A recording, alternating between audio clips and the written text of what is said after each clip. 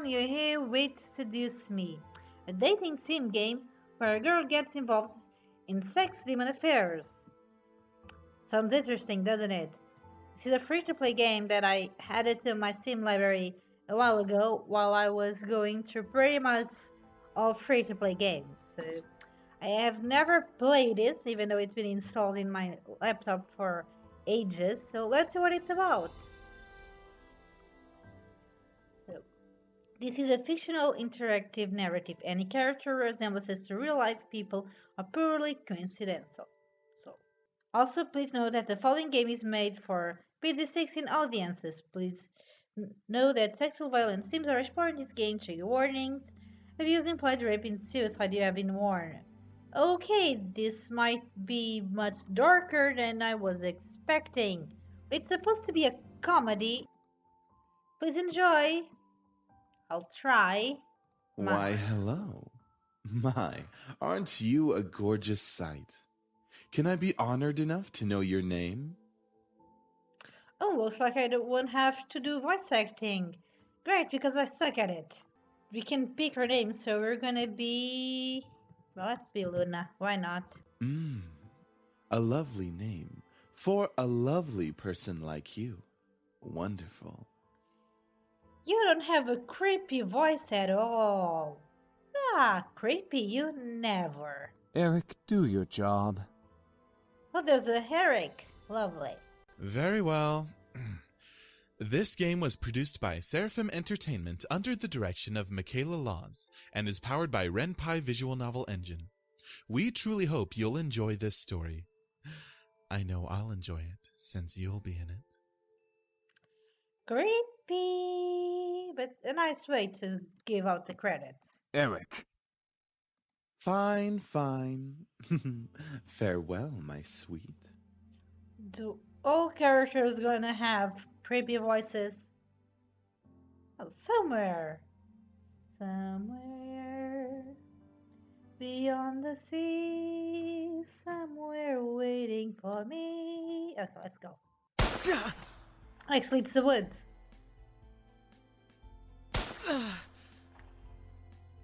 What the hell is going on? Come on! Is that all you got? Wanna try me, asshole?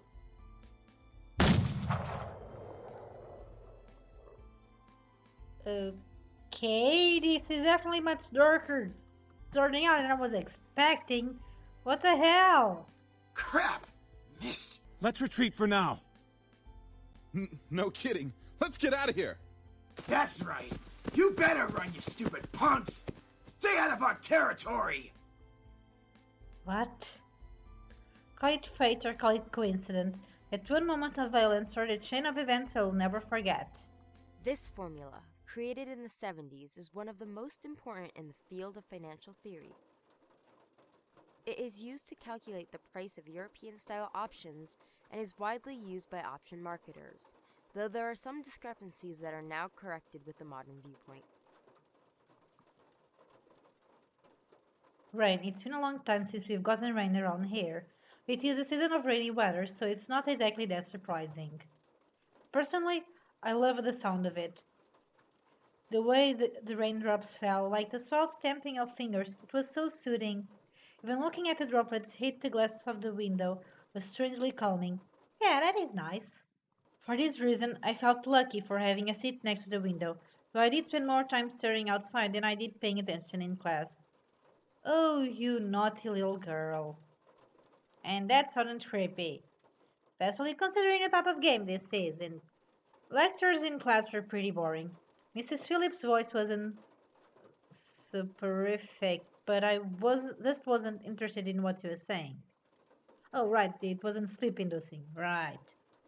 But since it was the period right before lunch, all I could think about was doing other things in my free time. Like having lunch, yeah, that kind of sucks, yeah. Being in class, starving, and having to pay attention, it's difficult. Honestly, I didn't really care much for economics. Sure, I had good grades in this class, but it was only because I read the textbook and did my assignments as I had to. Hey, whatever helps you pass. I was only taking this class because it was mandatory. If it were up to me, would probably have taken another course. Luckily, it was my senior year, so after this semester, it would mean the end of high school courses forever. Thank God for that. Okay, we're in high school. Okay, lovely. Those demons better be young. I didn't hate high school. It was this kind of mundane how the days drifted on as if there were no end to it. Oh, brother. The only thing I really enjoyed about going to school was meeting my friends and hanging out with them. That was kind of it. In short, I was done with high school. The start of second semester brought a note of finality to it. I had already applied to many universities the semester prior, but was expecting replies sometime in the next few months. It seemed like the start of something new, something that would change. That is, if things could change. I stared at the faint outline of raindrops in the distance. For now, I was taking class. In this class. Miss Anderson. You look kind of poorly drawn. Mrs. Phillips' raised voice interrupted my train of thought. Just when I was thinking about class, I quickly turned my head to face the teacher. Hopefully she didn't pick me just because she noticed that I was spacing out. Yes, ma'am? Would you care to name the equation I set up on the blackboard? Oh, I think I read about that in the textbook last night. It should be the black hole's the black skulls model form. I don't know how to say that. Very good as always, Miss Anderson. Anderson. It followed me wherever I went. Most people didn't really know me by my first name, but rather by my surname. No doubt, since the surname was the trademark of the internationally famous and philanthropic Anderson Family Toys, and because the founder was my own grandfather. Oh, we have a. We're gonna maybe inherit a toys factory. Oh, that's kind of cute. I would like that. We could have toys. Yay, toys. Suzu, one of my best friends, turned around and probably gave me a punch to the shoulder. Kick ass, girl. From beside me, I heard Naomi, another of my best friends, clearing a throat in obvious disapproval of Suzu's choice of words. She means good job. Oh, God. This introduction makes you look stuck up. Miss Capini. Oi! Care to tell me who the creators of this formula were? Some guys named Black and Shoals. Always a good answer. Fisher Black and Myron Shoals. I don't like you. You just showed up and I don't like it. It doesn't help that your hair resembles one of my OCs that's an idiot. A very, very big douchebag idiot. But moving on. Very good, Miss Patterson. Show off. Thank you. Better study next time, Suzu. Be like us and study once in a while. Oh, shut up. Suzu rolled her eyes and slouched into her chair as Naomi gave her a small smirk. She always spotted when Naomi showed her up. That's the end of today's lecture. Now, let's separate into groups and work on your projects. Remember, everything is due on Monday. Go ahead now. Before I knew it, Suzu and Naomi had scooted their desks to align with mine, and we turned into the Three Musketeers. Whenever a teacher let the students decide on groups, we always grouped together in our little trio. It was a sheer stroke of luck that we all managed to be in the same class, so we had to at least take the opportunity and stick together as much as we could. Besides, we were most comfortable around each other than, say, compared to being around any other classmate. It just made sense for us to put our heads together for any kind of project. I took out the poster we were working on and rolled it open onto the 3 desks. We were pretty much finished with fulfilling most of the guidelines for the project, though we did still have to add a few finishing touches here and there. After working on making the poster a bit prettier, we sat back and inspected our work to see what we still had to do. Naomi, as usual, was the first to look for any issues. She lightly tapped the pencil against her chin, staring intently at the project. Alright, so let's see. We finished the budgeting section, the building leasing, and the cost for labor. What else do we need? Suzu straightened up to look at the poster and stroked her chin. After a few seconds, her face brightened and she spoke How up. about a company name? Huh? Did we really skip over that? Of course we did. You always go straight into the logical statistics and stuff that you completely skip over the fact. We need a name for our project. At least we caught it this time. What do we name it? Not sure. What do you think? It always came out to me whenever I was something to be named or title, I was the master in ending decision, even when I didn't want to be. I like Trinity Corporations. That is way too predictable. How about the Dragon Company? What do dragons have to do with our project? I was actually thinking about that. What? It's a totally unpredictable name. It's hot. But our company sells bubblegum. Take, but then grab a picture of a dragon and stuck it in the bubble gum wrap. And there you go, it's a dragon company now. No? Okay, fine. Who said we can't produce spicy bubblegum? Or that. What do you think? Yeah. What do you think? Both of them looked at me expectantly. Even I wasn't quite sure myself. I didn't really want to choose sides, but if it were up to me, I would say...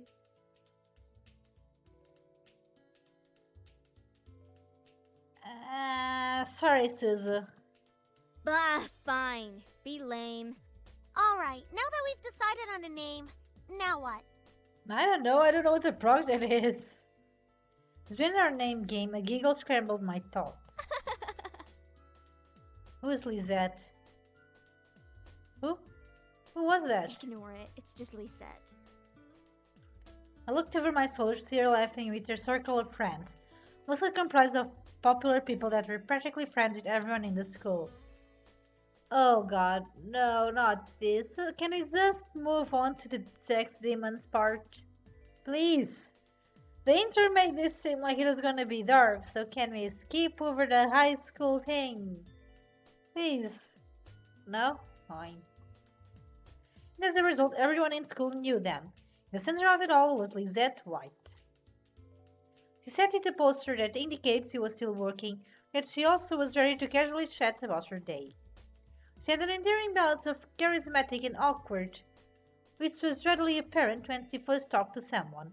It was easy to make her smile and laugh, and she was quite a comedian as well. Basically, she was perfect. Not that she was like a robot or something, but she was the student that everyone else wanted to be. Someone who is awkward is perfect, and the person that everyone wants to be. You're not making any sense, game, but okay. That was bright, easygoing, and, above all, had her future laid out right in front of her. Like the average student, she knew what she wanted to do after high school, and as a result, she was confident and ambitious, but sometimes it could rub a lot of people the wrong way. Moreover, I had known her ever since I was young, which had ultimately resulted in the rivalry that continued today. Let me guess, were you friends when you were younger, but then things got sour because of some misunderstanding? Whatever. Of course my friends knew what was between us. Upon seeing me glance at her, they shifted their attention to her. She doesn't even look like she's working, in my opinion. She probably is, but she's too much of a stuck-up priss to allow herself to look like she's actually doing work. Oh, come on, Suzu. She may be a little off-putting, but she's not the giant priss that you're making her seem to be.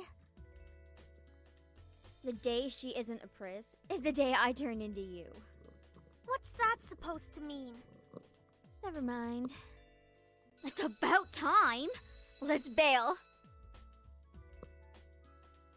Unsurprisingly, Suzu is the first out of the classroom, sliding her backpack over her shoulder with ease as she quickly strolls out the door. Her seat isn't even closest to the exit, and she always manages to be the first one out of the door. I don't think I'll ever understand that. Oh, so as fast as we're getting out of here? Me and you both now, homie. Me and you both.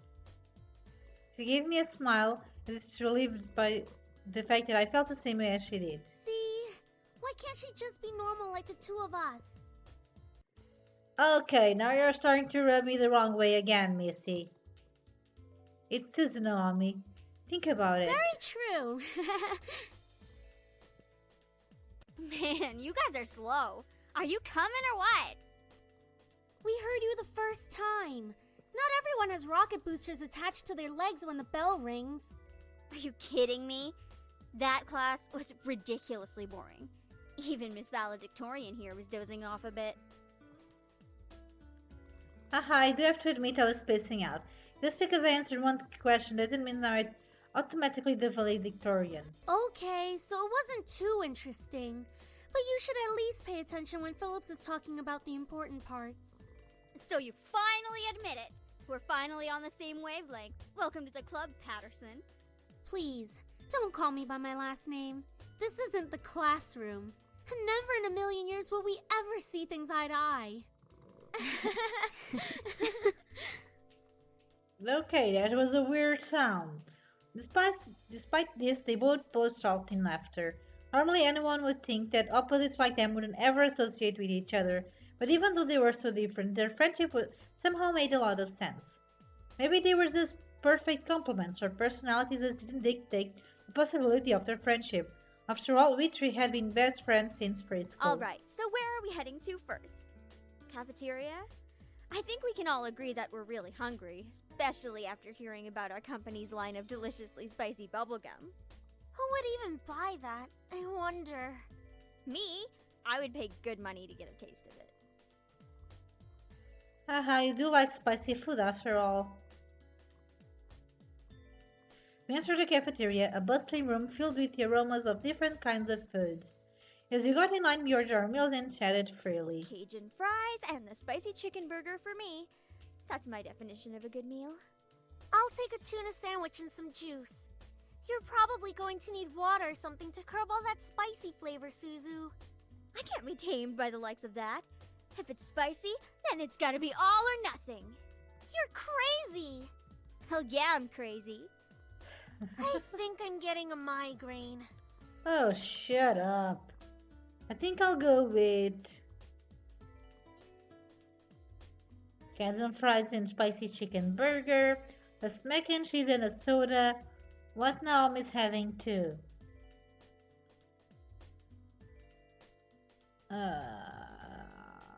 Sorry, Naomi. Might as well go spicy today. Once we got our food, we settled down at one of the empty tables, putting our backpacks aside to finally dig into the food. Susan leaned back in a chair, tilting it back so that she could rest her feet on the table by her foot. All right then. Is there anything we want to talk about? Bored already? I know. Let's talk about... Say boys, and I will never speak to you ever again. Thank you, Suzu. Aw, why not? What's so interesting about talking about guys? It's not like any of us are gonna get boyfriends anytime soon. Pretty sure at least one of you is gonna have some demon friends. We don't know that. What if one of us does get a boyfriend? Like that's going to happen, Naomi. Look at us. I'm a tiny Italian. You're a ditzy blonde. Hey! That's blonde? No offense. And Anderson here. Well, I guess she could land a boyfriend or girlfriend if she wants. Or girlfriend? She can be a lesbian if she wants. True. Thank you. Thank you, Miss. That's okay, Suzu. I'm not sure I want a boyfriend yet. Why not? It's our senior year. Might as well get a boyfriend. Then why don't you get a boyfriend, Suzu? Huh? Maybe she's just not interested in a relationship, Suzu. Well, it really wasn't about wanting a relationship, but more of there was no one interesting enough to be in a relationship with. Can the demon enter the room? Oh god, is a demon gonna enter the cafeteria? Don't get me wrong, I'm an open person, there were not many interesting guys in the school to go out with. Who knows, time will tell. Naomi looked at me, wanting to continue the conversation, However, before she could speak, the speakers in the cafe started up and an announcement echoed through the Miss cafeteria. Anderson, please come to the main office immediately. Please bring your things with you. Oh my. Looks like our plans have been cut short. The men in white coats have finally come to get you. Suzu, don't joke around. What if it's serious? Fine. If something happens, just call us. Funny enough, something did happen, and it was certainly no laughing matter. Cold, it was really cold. The rain became heavier that afternoon, accompanied by rolling thunder now and then. The skies had turned dark, though I couldn't see any of it under the black umbrella. Not that I was looking up. In fact, looking up was the opposite of what I wanted to do. Did someone die? I stared at the grass beneath my feet, unable to look up at the people weeping around me. Someone died. All I could see was a damp crust underneath my feet. Only the monotone melodies that floated through my ears reminded me that I was at the funeral. I was right, someone died. Was it her grandfather? It was only when the speeches ended that I finally was able to raise my head.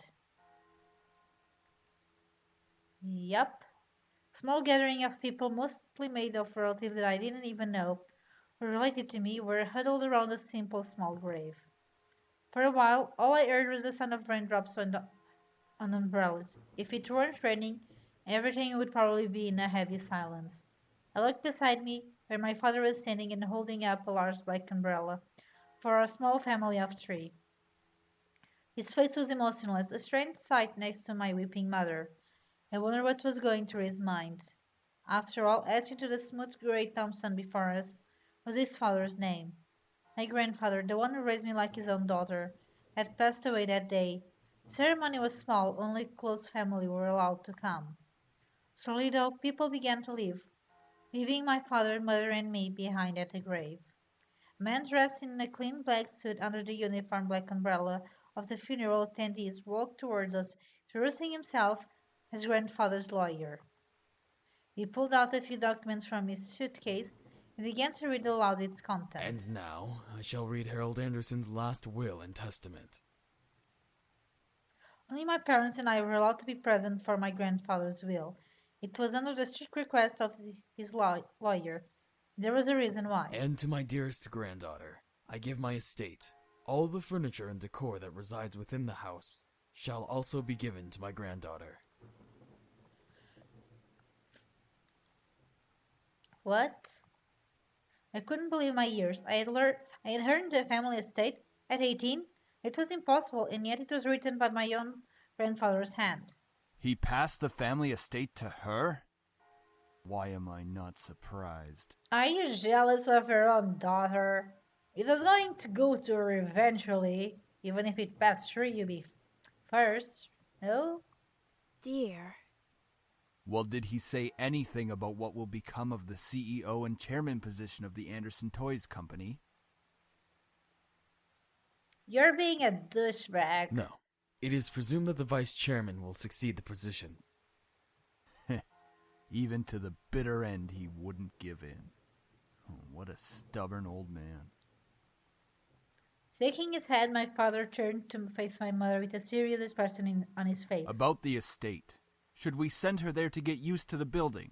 It'll be a good place for her to live after high school. Are you sure we should? Why not? This would be a good experience for her. You are so bitter. Honey, what do you think?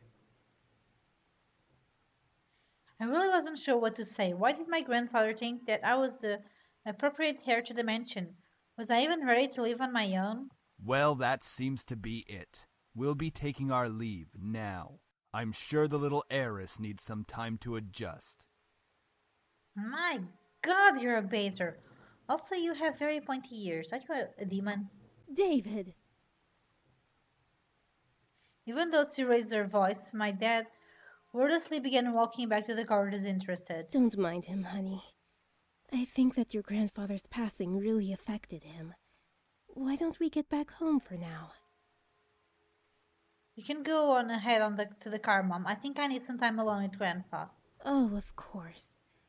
Take all the time you need. She gave me a quick hug and hurried after my dad. I looked around the funeral grounds, which was completely empty, save for the sun-looking grave that was laid in front of me. I'm sure that if Grandpa were in charge of raising all of this, it would have been much different. It was bluntly obvious that my dad was in charge of the whole event. Who else would bury their own family the same day they passed away? Everyone knew my grandfather's love for toys, and yet the grave was a mere stone slab on the ground, void of any children's toy. My dad didn't even bother putting flowers. His disdain for my grandfather was almost pitiful. Sorry, Grandpa. I tried to force out some words, but the only thing that came out was a choked sob. It told me to stay strong, but right now I'm the farthest from it, like that one time a long time ago. Oh? Grandpa! Oh, it's so good to see you again, sweetie. I was swept into a giant bear hug, and we both laughed as he swung me around like an airplane. It was one of my favorite things about seeing my grandfather, the way he greeted me. Unlike my father, my grandfather was loving and playful even as I grew older. Sorry that Daddy couldn't be here today. He said that he wasn't feeling too good again. It had always been like that. Dad missed every visit to Grandpa's house. I think that he was busy with work or wasn't feeling Is well. that so? Well, that's okay. Daddy can come around next time. And you're here, right? Yeah, so what are you going to do today, Grandpa? Mommy says that there's a new dessert cafe open in town. Maybe we could go? Oh, I would love to. But I've been so busy with the company these days. We're actually working on a little something. Would you like to see? Yes, oh, is that a toy? It is. I was designing a new line of them. But I feel like something's missing. You don't think you could help me out, could you? Of course. He placed the toy in my hands with a smile, and I inspected it carefully. It was beautifully crafted, and obviously a lot of work was put into it. There was one thing, though. So, what do you think? I think the heart on its chest should light up when you hug it. It'll be like it's alive, and it can be like a little nightlight before you sleep. He stroked his chin, considering my input while nodding his head. After a few moments of silent deliberation, he turned to me with a chuckle. That's a great idea. I'll get to changing it right away. You're always like my little lucky charm, dear. You always know what to add to make the perfect toy. Aw, so sweet. Haha, well, I hope I can be like you one day, You Grandpa. want to make toys as well? Well, making people happy is the best feeling in the world. I don't know if I want to make toys when I grow up, though. Don't worry too much about it. You have plenty of time to decide. Besides, you should do what makes you happy as well. That makes sense. Daddy doesn't think of it in the same way, though. Your father. I'm sure he just wants the best for you. I'm not so sure about that. Sweetie, look at me. He bent down to look at me eye level with a serious look on his face. As much as your father may say something that doesn't make sense now, you must remember that he's always thinking about you. He loves you. There's no doubt about that. And you need to love him just as equally. I don't hate Daddy. I really do love him. I don't know why he's like this, though. Your father and I have had some difficulties with each other in the past. But it's nothing that you should be concerned about. I'd heard tidbits of this from my mother and various other people. The only people who had stayed quiet were my father and grandfather. Both of them refrained from saying a word on the subject matter, but it was clear that whatever happened set up a wall between them. It's hard, though, trying to pretend as if nothing were wrong. However, no matter what, you have to stay strong. You're a big girl already, and, well, there'll come a day when it seems like it's you against the world. But always remember that your family and friends will be here with you. Daddy, Mommy, your friends at school, me. We'll stand together to get through it. How can you be so sure of that? Because we'll be right here and here. He pointed his finger to my head first, and then pointed at my chest. So stay strong. Promise? For a moment it looked almost sad, pleading, but as quickly as it had come, the expression disappeared from his face, and it was all smiles once again. Promise. Upon hearing that, Grandpa let out a great burst of laughter and stood up. All right then, enough of that. How about I whip up some special homemade dessert? I know I can't accompany you at that new cafe, but we sure can talk and eat while I cook and do some paperwork. Homemade dessert? I'll race you to the kitchen. Hey, slow down there. I'm not what I used to be.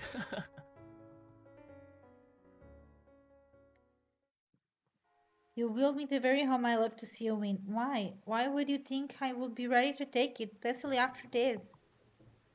A surge hanger of a surge of anger bubbled within me, but I quickly swallowed it. There was no use in getting mad, especially when the person in question was no longer here. I'm sorry, it's hard to stay calm when you've left me with so many questions, especially about what happened between you and Dad.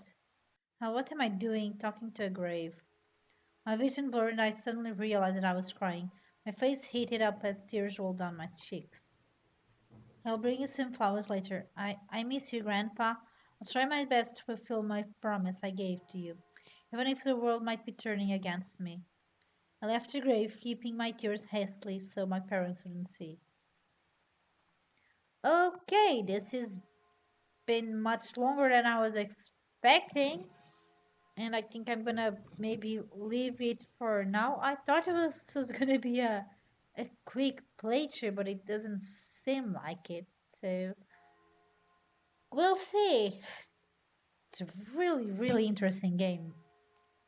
I'm honestly surprised with how this is going. First that warning in the beginning and then it did lighten up, but now this it is actually might be more interesting than I thought when I first downloaded it. Okay, but it is long, so till next time. Bye.